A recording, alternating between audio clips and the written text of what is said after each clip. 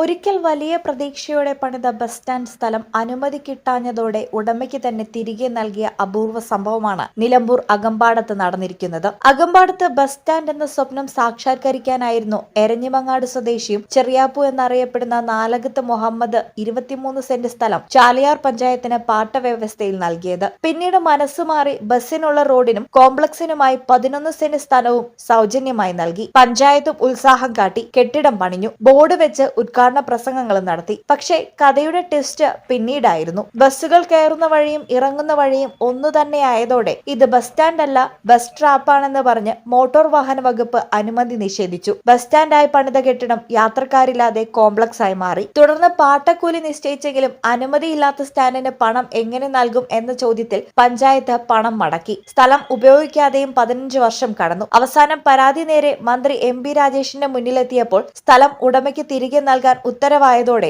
ചെറിയാപ്പു തന്റെ സ്ഥലം തിരിച്ചെടുത്തു. ഒപ്പം പഞ്ചായത്ത് സൗജന്യമായ റോഡ് പണിത 3 സെന്റ് നിലത്ത് ടാറിംഗ് ചെലവ് അടയ്ക്കണമെന്നും പണ്ടത്തെ കുടിശ്ശികയായ സ്റ്റാൻഡ് ഫീ ഉടനെ നൽകണമെന്നും മന്ത്രി നിർദ്ദേശിച്ചു. അതേസമയം ഇത്രയും കാലം ബസ് സ്റ്റാൻഡ് തുറക്കും എന്ന് പ്രതീക്ഷിച്ച് മുന്നിലെ കോംപ്ലക്സിൽ കട തുറന്നവർക്കിപ്പോൾ കയ്യിലൊരു താക്കോലും മുന്നിൽ അടഞ്ഞ വാതിലുമാണ്. ഒരിക്കൽ വലിയ സ്വപ്നമായി തുടങ്ങിയ അകമ്പാടം ബസ് സ്റ്റാൻഡ് ഇപ്പോൾ വിചിത്രമായൊരു ചരിത്ര കഥയായി മാറിയിരിക്കുകയാണ്.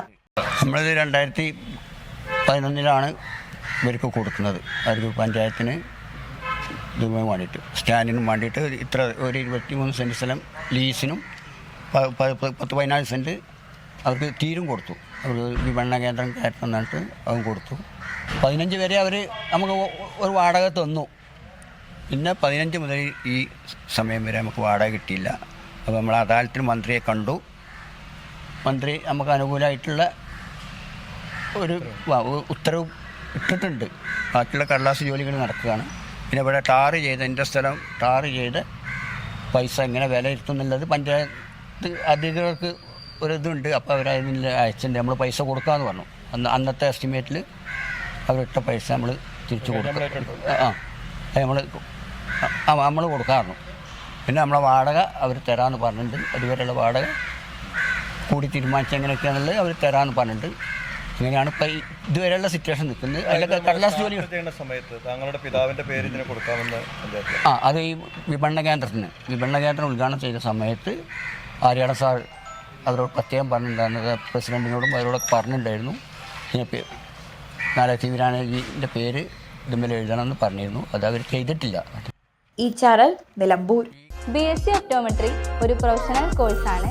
ഇതൊരു പ്രാക്ടിക്കൽ ഓറിയന്റഡ് കോഴ്സും കൂടിയാണ്. ക്ലാസ്സിൽ പഠിക്കുന്നതിനേക്കാൾ ക്ലിനിക്കൽ എക്സ്പോഷർ കൂടുതൽ വേണ്ടൊരു മേഖലയും കൂടിയാണ്. അൽസലാമ ഐ ഹോസ്പിറ്റലിൽ ആവശ്യത്തിലധികം ക്ലിനിക്കൽ എക്സ്പോഷർ നമുക്ക് ലഭിക്കുന്നുണ്ട്. അതുകൊണ്ട് തന്നെ വേഗത്തിൽ പഠിക്കാൻ പറ്റുന്നു, എല്ലാം മനസ്സിലാക്കാനും പറ്റുന്നു. We are very happy to be the part of Al Salama Optometry College.